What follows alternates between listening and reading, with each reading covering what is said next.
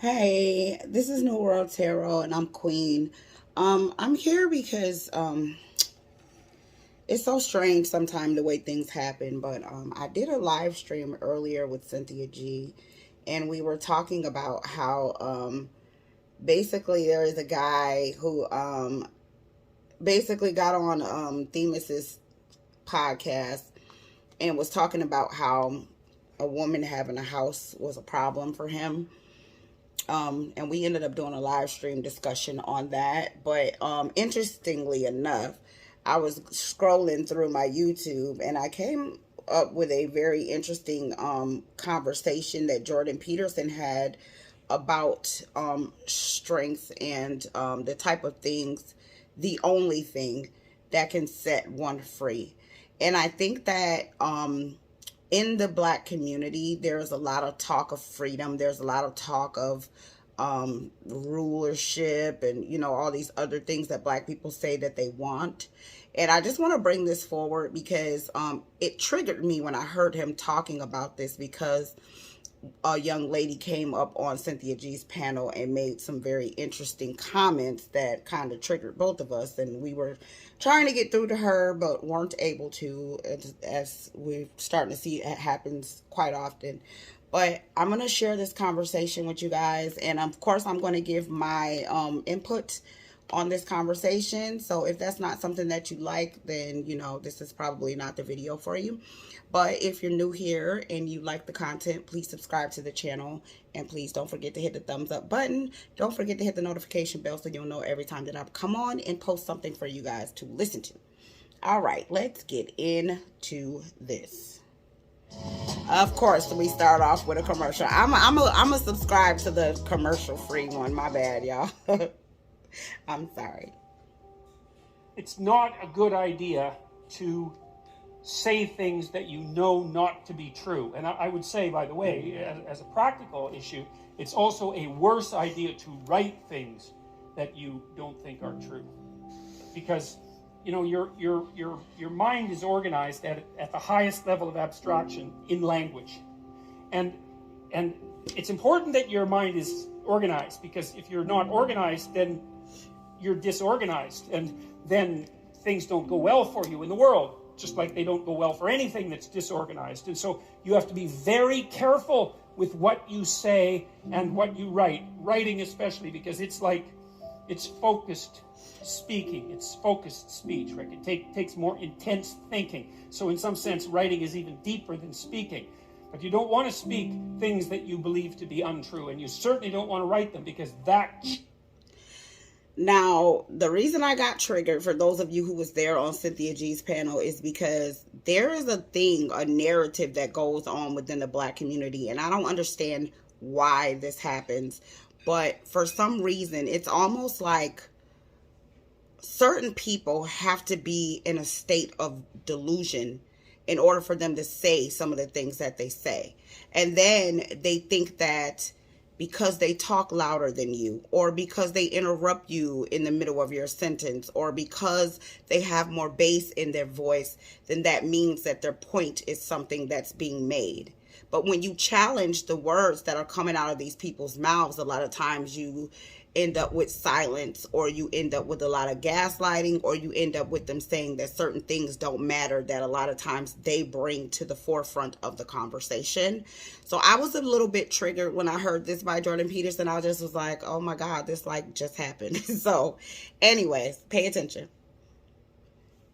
And it changes you in the direction of the deception that you're undertaking while you do the speaking or the writing. And you might think, I can write whatever I want and I can just leave it be. But that's not true. And the reason for that, in part, is because your knowledge is shallow.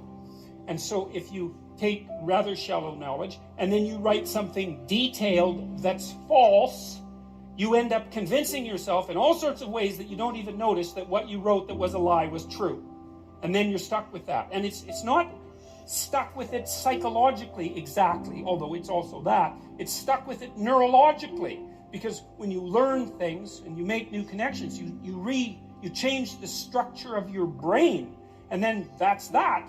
I mean, it's plastic to some degree, but you're messing around with your psychophysiology. And that's a bad idea. Now, I want you all to pay attention to what he said.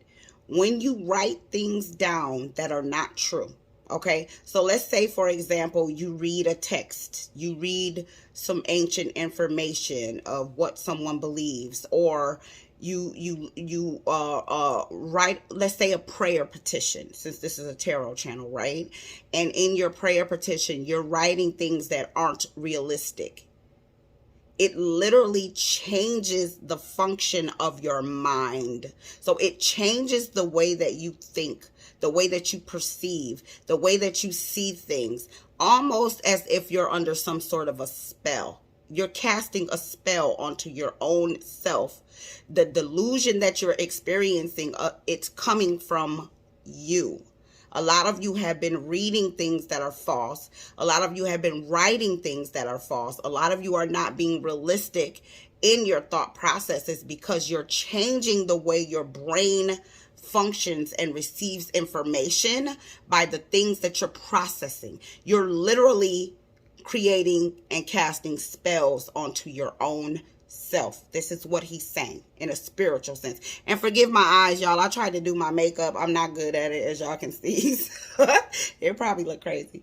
Anyways, pay attention. No, it's a bad idea because you kind of know, like everybody knows, that if you want to get through the world, if you want to get from point A to point B, if you want to get to wherever you're going, it'd be good to have a map. And it'd probably be good to have a map that isn't full of holes and errors, because otherwise you're not going to get to where you're going. You might not even know where you are to begin with. And that seems like a bad plan if you're going to undertake a journey, and you are going to undertake a journey because your life is a journey. Now, this is something that I stress to people all the time. I get people that sometimes literally tell me that they hate me and I'm like the devil and everything else, because I try to explain to them that a lot of religious texts are maps with holes in them. That's what they are. A lot of people will say, oh no, it's basic instructions before leaving earth. That's what the Bible stands for, and all that's cool and dandy, right? I don't have an issue with Christians or anybody who believes in any type of belief system that makes you a better person. My issue with a lot of Christians that come on my channel is they don't deal with truth. Okay. And then when you question certain things, they want to tell you according to the Bible. Well, if I'm questioning the Bible, you can't use the Bible to answer the question, if that makes sense. You know what I'm saying? Whatever it is that you're bringing forward. Let's say I've never been a Christian before, which I was a Christian my entire life, you know, up until some years ago. But let's say I never was a Christian and I had never heard of God and I didn't know the concept of Christianity. A lot of the things that people come forward and say and you challenge it, they immediately turn to anger. They immediately turn to violence. They immediately turn to gaslighting. They immediately tell you that you're not supposed to question God. You're going to hell. What you're doing is evil. Oh, you're a tarot reader. Oh, you're evil. God doesn't accept you. God doesn't love you. But there's nothing wrong with other things that are in the Bible that says God doesn't accept. I've had men that are in the LGBTQ community tell me that I'm evil when it says that behavior is evil. So I don't know what people are doing when it comes to this whole understanding of what they're reading and doing away with commandments and all this other things that they're practicing these days. I don't get it personally. You know what I'm saying? And I don't have a problem with having a conversation with someone who would like to explain these things to me, but it always ends up turning into a fight. And I'm not fighting with anyone about what I believe, okay, and what makes me a better person. I'm not going to do that. All right, pay attention. But, also, from what Jordan Peterson just said, life is a journey. And if you are on the journey of life, I feel like the most important journey you will ever make in life is the journey of life. Okay. So if you don't have a map that is going to give you precise instructions, if you're the type of person that's going to try to follow a process, Everybody doesn't want to follow a process. Everybody doesn't want to listen to other people's stories and lead by example, or, not following a person who made mistakes footsteps. Some people want to go out, they want to experience life, they want to make their own mistakes, they want to do all the things they want to do, party, get drunk, get alcohol poison, whatever comes with that, have unprotected sex, whatever, right? And then you have people who learn from example. They say, okay, well, if this didn't work out in your favor, then maybe it's not a good idea for me to do that. Everyone isn't like that. Okay, that's the type of learner that I am. I'm the type of person, tell me what's going to happen so I don't go and make that same mistake, okay? Or if I have an example of said thing. I was born in 1980. So I've had a chance to see what, crack did to the community around me. I lived in the hood at that time, you know what I'm saying, when I was a little girl. So I had a chance to see, somebody who was healthy and somebody who had, beauty and somebody who was wise turn into a zombie before my eyes. So that told me in my brain, like, no, we're not going to do that, because that's not the outcome that we want for us, right? So in life, you have to make decisions that make sense. And one of the biggest things I think that Black women tend to do more than any other people on the planet is we lie. We lie to ourselves. We lie to our daughters. We lie to our children in order to protect men who don't deserve protection. Your children need to know the truth about what's happening in our community so that we can stop this. There has to be some point where someone is going to stand up and say, let's break this cycle. This cycle has gone on for far too long. Okay? Pay attention. Pathologize your speech, then you pathologize the systems that guide you, and then if you pathologize it by introducing material that you know to be untrue, then you distort and warp and pathologize the very structure, the very feeling that you need to place yourself firmly in the world. And then you can't rely on yourself. So in Genesis, the personality is logos, and it's something like truthful courage and communicative ability, all amalgamated. It's something like that. So, and it's a lesson. It's like, okay, there's the potential. What are you supposed to do with it? Well, there you are, ready to confront it. How do you confront it? With truth and courage. And then you transform it into what exists. You confront it with truth and courage. I don't have a problem with having a conversation with any logical person walking planet Earth. I don't. I don't care what your belief system is. You can tell me that elephants are God. I am not going to laugh at you. And if I do, it's going to be in a very playful way. Anybody who's ever talked to me, you already know I laugh all the time. It's just a thing that I do because of my personality. But you could literally walk up to me and be dead serious and be like, elephants are God. And I would be like, really? So tell me why you believe that. And I would listen to you as long as what you're saying to me is logical.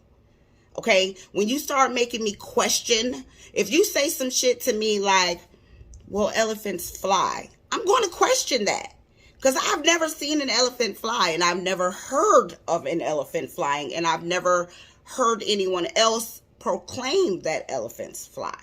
But if you say to me, an elephant is a sacred animal. An elephant is very empathic and emotional. Elephants' memory is, they can remember things lifelong. They have a lot of similarities to people. Their skin absorbs the sun. I mean, something that makes sense. It'll at least make me think about it, right? But you can't come to me with something that makes absolutely no sense whatsoever and then expect for me to just sit there and listen to your rhetoric and expect me to accept your delusion as reality. I'm not going to do that. I am an adult, and it's almost like sometimes when people call in to some people's the other people's podcasts, and when they get on people's channel and in the comment section and everything else, it's almost like they want you to be delusional with them. And my thing is this: If you have the freedom of speech, if you have the freedom of belief, if you have the freedom to do as you choose, why is it not okay for others to do that? Why is it not okay for me to live in a world where I'm realistic? Why is it not okay for me to do that? Why is me not worshiping a man not okay? Why does that not make sense to you? Why my independence being a problem to a man is a problem for me to date that man? Why? Pay attention. You transform it into being itself. That's your job. In Genesis, when God does this repeatedly, he says something repeatedly. He says, after each day of doing this, and it was good. And it's repeated, so it's like it means something. It's repeated. And what does it mean? If you confront potential with truth and courage, then what you produce is good. Well, so that's a good thing to know if you want to produce what's good. It's like confront the potential with truth and courage, and what you produce is good. Great.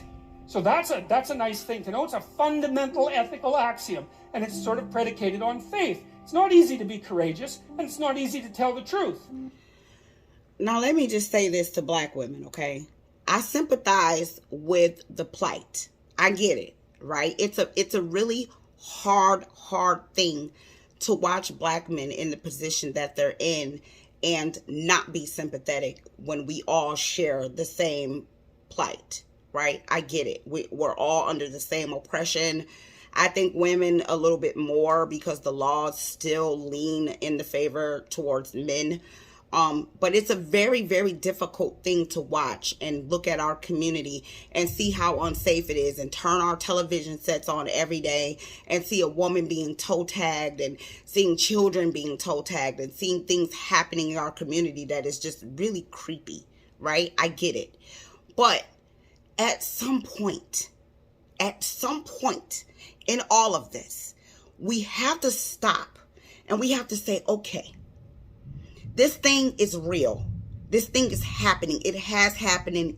It has happened and it is happening. What do we do at this point to change things?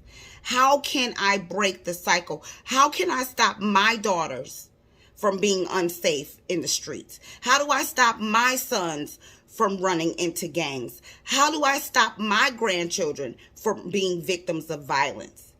The only way for us to do that, we have to start being honest. It is difficult.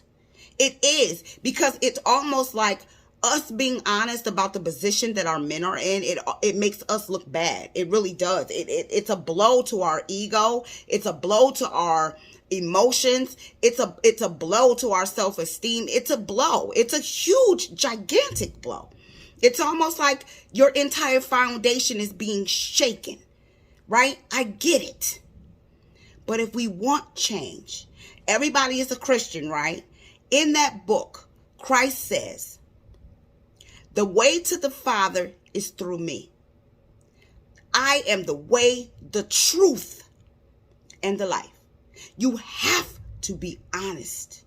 If you want change, if you all believe in this kingdom that you keep talking about, if you all believe in this coming of a savior that you keep talking about, if you all believe you're going to be saved from the wicked that you keep talking about, you have to be honest. Those words in that book are read. That means supposedly Christ spoke those words out of his mouth. If you want freedom, if you want to be free, if you want a kingdom, if you want this cycle to stop, you have to be honest. That's the first step. That's the first step. And that's the hardest step. But you have to do it if that's what you want. Pay attention. Is if you manage both of those in the face of potential, then what you do is you produce out of potential what is good. You've heard ever since you were tiny that you should act like a good person, and you shouldn't lie, for example, and you might think, well, why the hell should I act like a good person, and why not lie? I mean, even a 3-year-old can ask that question, because smart kids learn to lie earlier, by the way, and they think, well, why not twist the fabric of reality? so that it serves your specific short-term needs? I mean, that's a great question. Why not do that? Why act morally? If you can get away with something and it brings you closer to something you want, well, why not do it? These are good questions. It's not self-evident. Well, it seems to me tied in with what I just mentioned. It's like you destabilize yourself and things become chaotic. That's not good.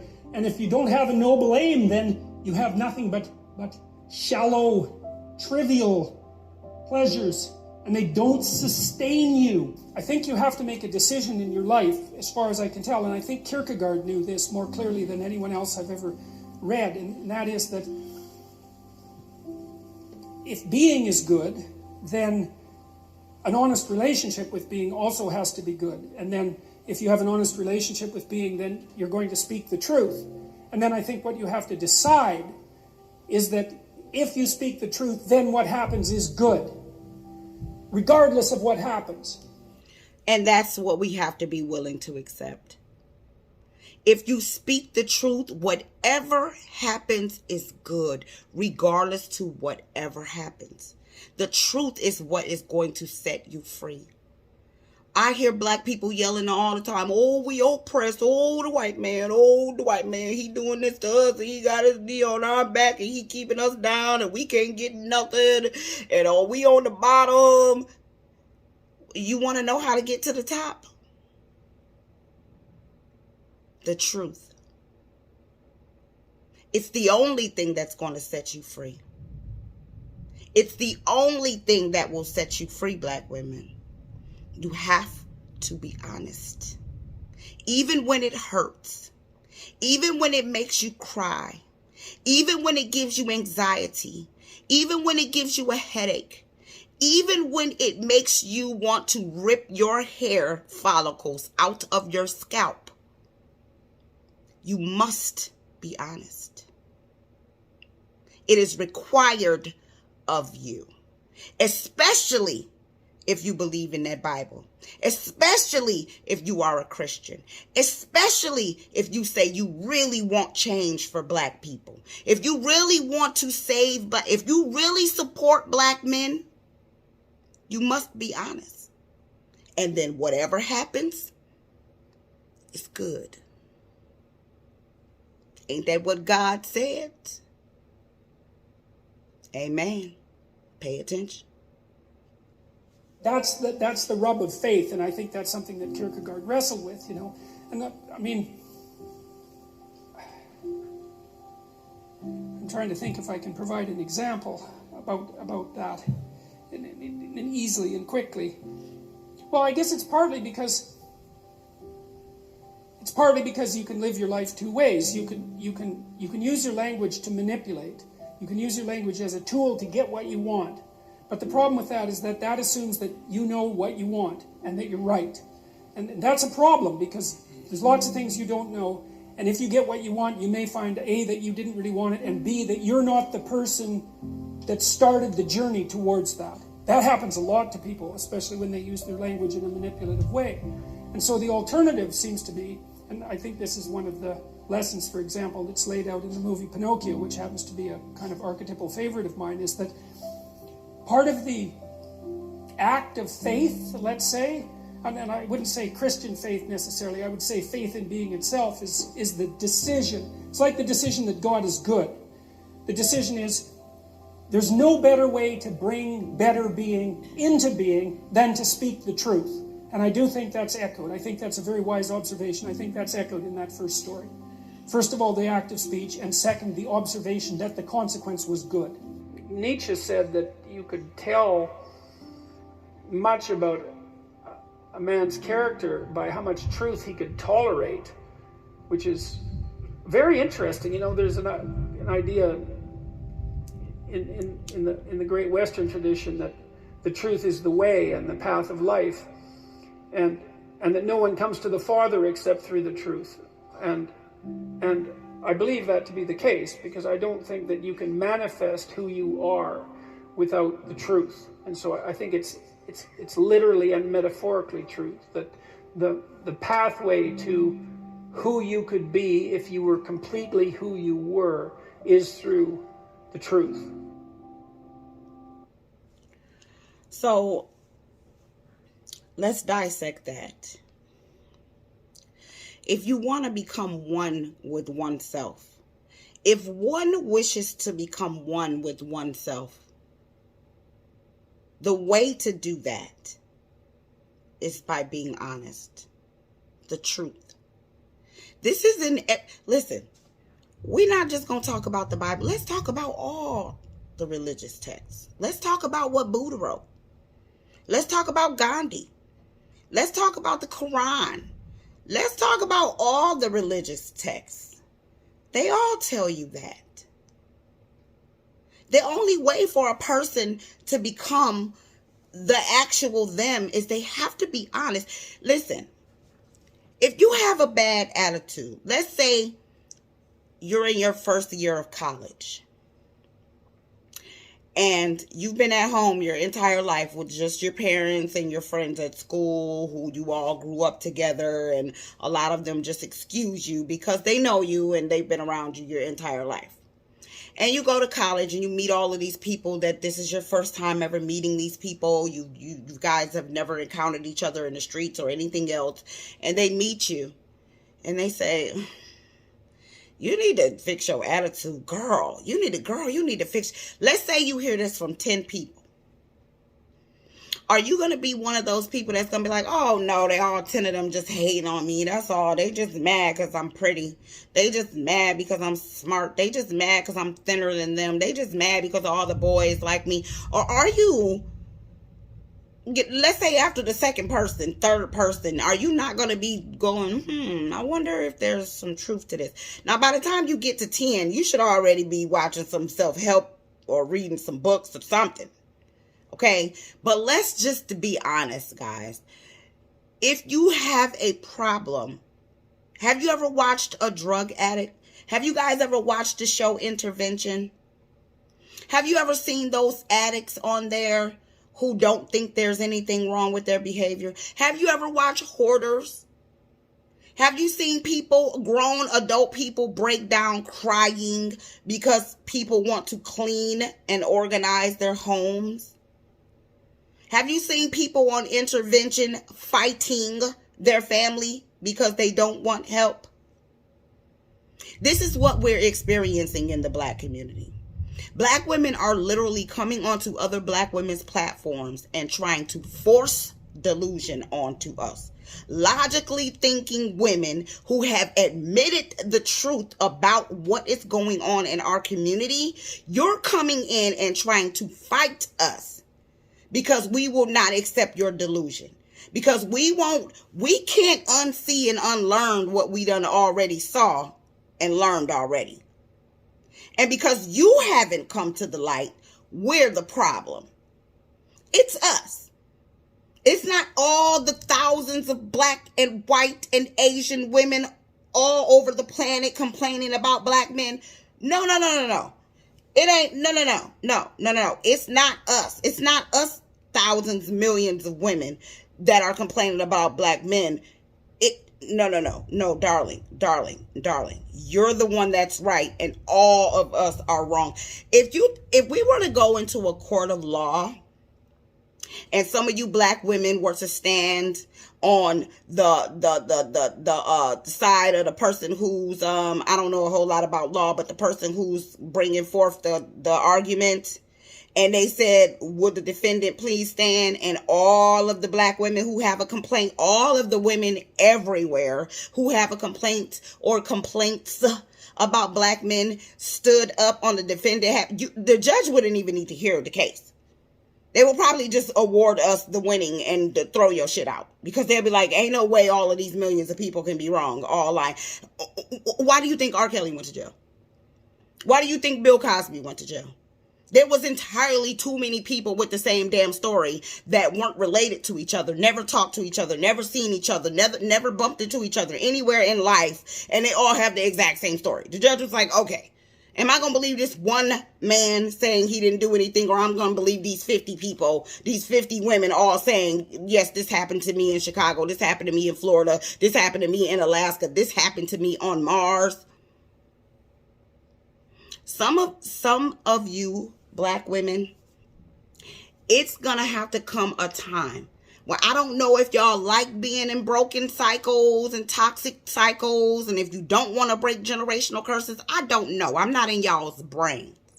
But if y'all want the healing that y'all keep coming to me in my email, oh, Queen, how do I heal myself? Oh, Queen, how do I get my life together? Oh, Queen, how do I help my children?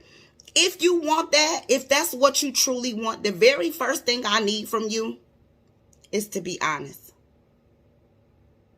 You need to be honest. And you need to stop pretending like you don't see this community. You need to stop pretending like you don't see them toe tagging us. You need to stop pretending like they are not the biggest threat to you. You need to stop pretending that they are not walking away from their families and leaving you and those babies destitute to figure life out on your own. You need to stop. I saw a story today. This has hurt my heart. I saw a story today of a young lady, just not too long ago. 6 children she had with her baby daddy. He toe tagged this woman on camera. He bladed her 18 times on camera. And the only thing everybody kept saying, she wanted to buy a house. She was trying to buy a house.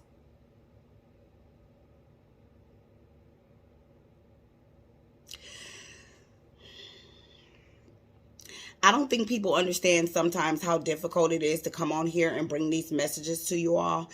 But this is one of the most difficult things I have ever done in my life. And I was a single parent for a short time. And let me tell you, this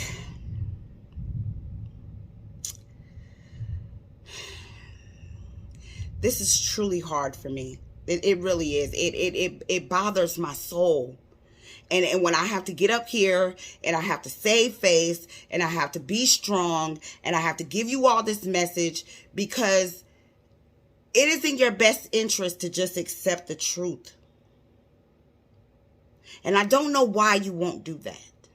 I don't know why you see that you not accepting truth is a problem. I don't know why you don't see that you not accepting truth is keeping us in the condition that we're in. But if you do not wake up and if you do not do it fast, ain't no kingdom for you. Ain't no savior for you. Ain't all the stuff you want that's in that book that's being promised to the people that are going through the Christ, the way, the truth, and the life. It ain't for you.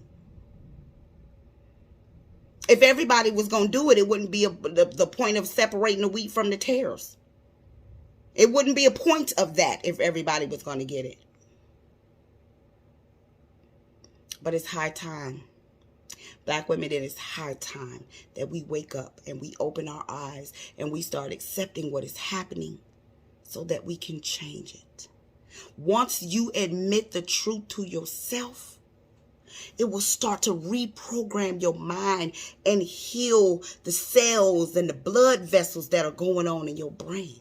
Because every time you say or write down something that is not true, or even read something that is not true, you are discombobulating the functionality of your thought process. That is dangerous. And I want you to stop being dangerous to your own self. We don't have no more time left. I'm just saying.